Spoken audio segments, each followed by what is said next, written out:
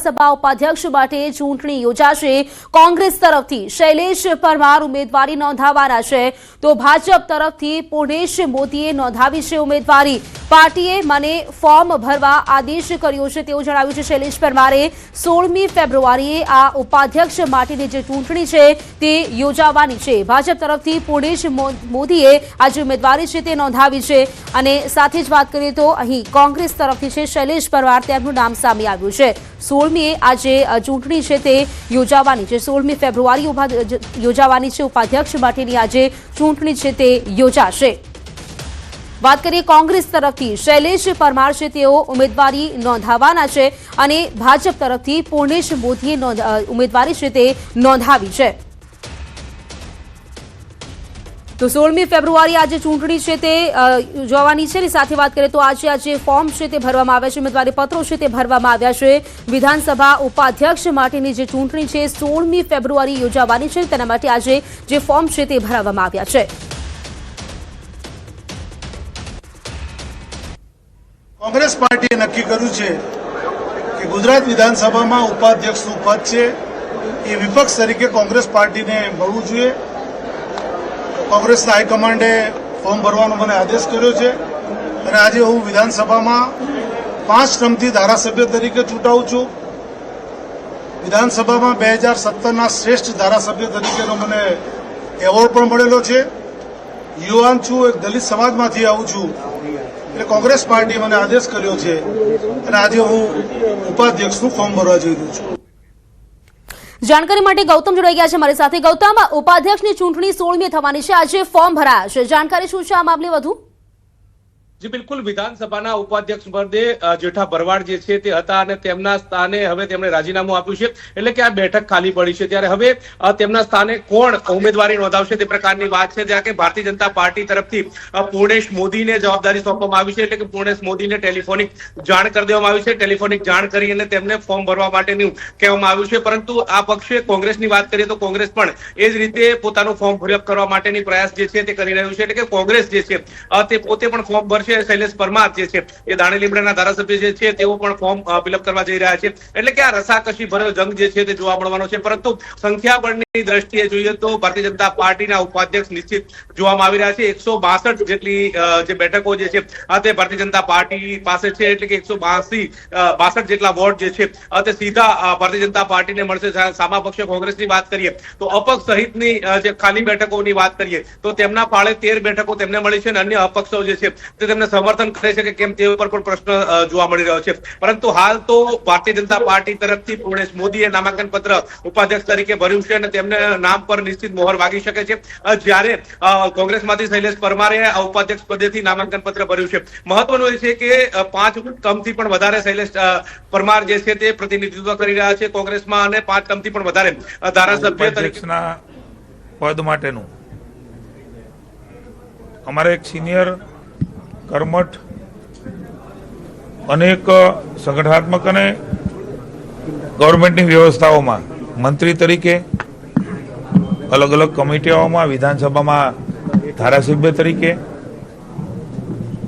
જેમણે સરાહની કામગીરી સફળતાપૂર્વક કરી છે એવા અમારા આગેવાન, પૂર્વ મંત્રી, સુરતના માનની ધારાસભ્ય શ્રી, એડવોકેટ અને અનેક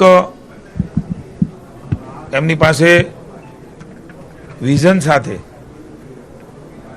રાજ્યની વિકાસની દિશા હોય, વહીવટી બાબતો હોય, સંવિધાનિક બાબતો હોય, એમના માટે નિપુણ છે એવા આદરણીય પૂર્ણેશભાઈ મોદીનું આજે ઉપાધ્યક્ષ તરીકે વિધાનસભામાં ફોર્મ એ ભર્યું છે।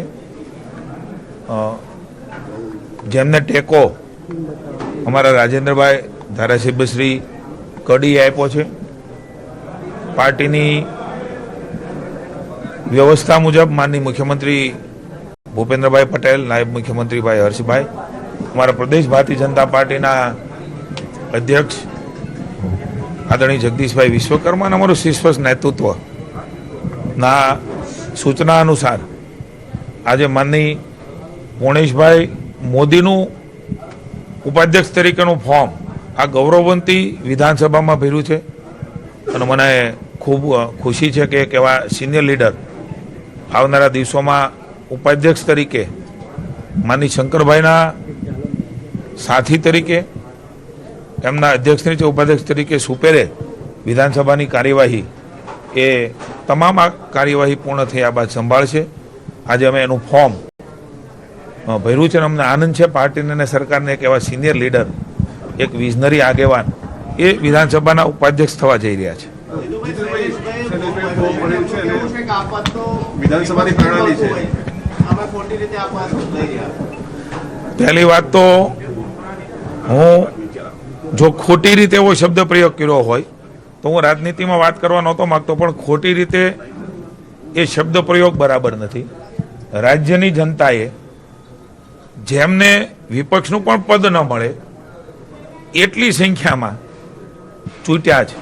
જીતવા તો નીકળ્યા હતા આખી વિધાનસભા, પણ ગુજરાતની જનતા માનની મોદી સાહેબના નેતૃત્વની અંદર માનની અમિતભાઈ અને હવે નીતિન નવીનજીને જે તે વખતે નડ્ડાજીના નેતૃત્વમાં રાજ્યમાં મુખ્યમંત્રી ભૂપેન્દ્રભાઈ અને જગદીશભાઈના નેતૃત્વની અંદર જે રીતે ભારતીય જનતા પાર્ટી આગળ વધી રહી છે, પોતે વિપક્ષનું પદ પણ પ્રાપ્ત ન કરી શકે, પ્રજાને ન સમજાવી શકે, કારણ કે વિકાસની વિરોધી કોંગ્રેસ રહી છે. હંમેશા ભારતીય જનતા પાર્ટી પ્રજા હિતના કામો કરી રહી છે.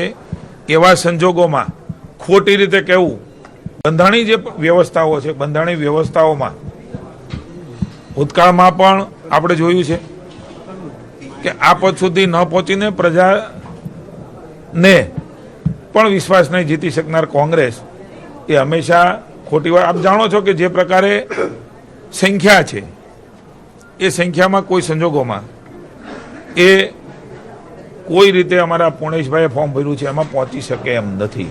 પણ રાજનીતિમાં, રાજ્યમાં આ પ્રકારે હંમેશા દિશાવિહીન કામ કરતી કોંગ્રેસને કહેવા માંગુ છું કે ખોટી રીતે આ વ્યવસ્થાઓ નથી. એ વ્યવસ્થાઓ બંધારણીય વ્યવસ્થાઓ છે, સંસદીય વ્યવસ્થાઓ છે અને અનુરૂપ ભારતીય જનતા પાર્ટી એ કામ કરી રહી છે. તમે વર્ષોથી સત્તાની બહાર છો, તમે સકારાત્મક હકારાત્મક રાજનીતિ ક્યારેય ન તો ગ્રહમાં કરી છે, ન તો પ્રજાની વચ્ચે કરી છે, ન તો સમાજ જીવનમાં કરી છે. હંમેશા સકારાત્મક રહીએ તો હંમેશા પ્રજા સ્વીકારતી હોય છે અને પ્રજા એમને 27માં પણ સ્વીકારવાની નથી. પુણેશભાઈને હું ફોર્મ ભરવા માટે પાર્ટી વતી ને સરકાર વતી શુભકામના આપું છું.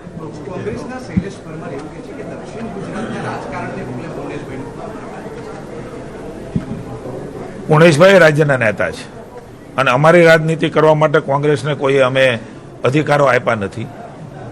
જેમાં સક્ષમતા છે, અનેક લોકો છે, એમાંથી પસંદગી કરવાની હોય ત્યારે અમારા શીર્ષસ્થ નેતૃત્વ, અમારું રાષ્ટ્રીય નેતૃત્વ પણ ગૌરવભેર એમનું માર્ગદર્શન લઈને અમારા રાષ્ટ્રીય અધ્યક્ષ હોય, માનની પ્રધાનમંત્રી હોય, માનની અમિતભાઈ શાહ હોય અને અમારું રાજ્યનું નેતૃત્વ, આ બધા પરામર્શ કરીને ગુજરાત રાજ્યમાં એક એવું ઉપાધ્યક્ષ પદ એમની એક ગરિમા છે અને એ સંપૂર્ણપણે ગરિમા વિધાનસભાની જાળવીને એ ચલાવી શકે એ પ્રકારનું ભારતીય જનતા પાર્ટીએ પ્રાંતવાદ, જાતિવાદ, વિસ્તારવાદ એ કોંગ્રેસને ટેવ છે અને એટલા માટે જ કોંગ્રેસ કદાચ ગુજરાતની અંદર ક્યાંય ફાવતી નથી, દેશમાં પણ ફાવતી નથી.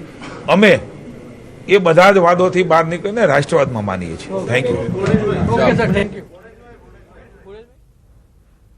તો આગામી 16મી ફેબ્રુઆરીએ ઉપાધ્યક્ષ માટેની ચૂંટણી યોજાશે અને તેના ફોર્મ ભરવાની જે કામગીરી છે તે આજે કરવામાં આવી રહી છે. મારી સાથે સંવાદદાતા ગૌતમ જોડાયેલા છે. ગૌતમ સાથે વધુ વાતચીત કરીશું. ગૌતમ, વાત કરીએ અહીં જીતુ વાઘાણી, મંત્રી જીતુ વાઘાણી કહી રહ્યા છે કે આવનાર સમયમાં તો પુણેશ મોદી જે કામગીરી સંભાળવાના છે, બહુમતી પણ ક્યાંક ને ક્યાંક એવું કહી રહી છે કે ભાજપ જ આગળ આવવાનું છે. આમાં આપ કેવું ચલચિત્ર જોઈ રહ્યા છો આવનાર સમયનું? જી બિલકુલ, આમ જોવા જઈએ તો ગુજરાત વિધાનસભાની 182 બેઠકો જે છે તેમાંથી ભારતીય જનતા પાર્ટીએ જે 2022ની જે વિધાનસભાની ચૂંટણી થઈ હતી તેમાં 156 બેઠકો જે છે તે યોજાઈ હતી. આ ઉપરાંત ની વાત કરીએ તો લોકસભાની જે ચૂંટણી હતી, લોકસભાની ચૂંટણી વખતે 5 જેટલા નેતાઓએ પક્ષ પલટો કર્યો હતો અને તેમાંથી ભારતીય જનતા પાર્ટીના ફાળે 163 જેટલી બેઠકો જે છે તે થઈ હતી. ત્યારબાદ કોંગ્રેસની વાત કરીએ તો કોંગ્રેસમાં સતત જે ભારતીય જનતા પાર્ટીમાં ભળવાનો જુવાળ જે છે તે વારંવાર જોવા મળ્યો હતો. હતો ને તે અનુસંધાને 162 જેટલી બેઠકો જે છે તે ભારતીય જનતા પાર્ટી પાસે અત્યારે અકબંધ છે. એટલે કે જો વોટિંગ પદ્ધતિ થાય છે તો 162 બેઠકોનું સીધું સમર્થન જે છે તે પૂર્ણેશ મોદીને મળે છે. એટલે કે તેમના નામ ઉપર ચોક્કસ મોહર વાગી શકે છે. સામે પક્ષે કોંગ્રેસની વાત કરીએ તો કોંગ્રેસે જે રીતે પોતાના શૈલેષ પરમારને દાવેદારી તરીકે ઉપાધ્યક્ષ તરીકેની દાવેદારી નોંધાવી રહ્યા છે, પરંતુ તેમની પાસે 13 જેટલા મત જે છે એટલે કે 13 સભ્યો છે, એટલે કે 13 જેટલા મત તેમને ફાળે જાય તે પ્રકારની આશા અપેક્ષા જે છે તે જોવામાં આવી રહી છે. આ ઉપરાંતની વાત કરીએ તો 5 જેટલા આમ આદમી પાર્ટીના ધારાસભ્યો છે, એક સમાજવાદી પાર્ટીના ધારાસભ્ય છે અને 3 જેટલા અપક્ષના ધારાસભ્યો છે. હવે આ તમામ લોકો જો તેમને સમર્થન કરે તો પણ બહુમતી સુધી પહોંચી શકે તેમ નથી. તે પ્રકારે અત્યારે હાલ તો આ ચિત્ર જે છે તે જોવા મળી રહ્યું છે. તેને લઈને તાજેતરમાં જીતુ વાઘાણી જે છે તે ફોર્મ ફિલઅપ કરવા માટે જી બિલકુલ ગૌતમ, આભાર આપનું જાણકારી માટે.